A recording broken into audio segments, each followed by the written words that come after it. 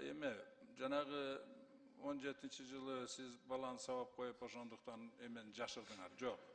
Биринчиден ал мелкое хулиганство деген эме. Анан кийин из-за потери актуальности деяния деп туруп жабылган ал. Анан кийин ошол эле жылы эмеден алынган, судимость алынган бардыгы. Понимаете? Анан сиз мындай салыштырып көрүңүз, мелкое хулиганство менен организация массовых беспорядков и попытка захвата к власти деген государственный преступление экөөнүн айырмасы бар да, правильно? Меники эгер 18 жылы жабылган болсо, судимость толугу менен погашен болсо, сиздердики 21 жылы именно экстрем чрезвычайный ситуацияда жаптыңар да, туурабы?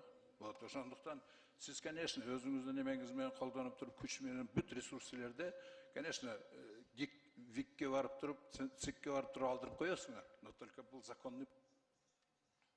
Рахмат. Рахмат, Султан Абдырашевич, темадан кетпесек, биз азыр күн тартибиндеги маселе боюнча кетсек, кийинки сөз Жанар Кубанычке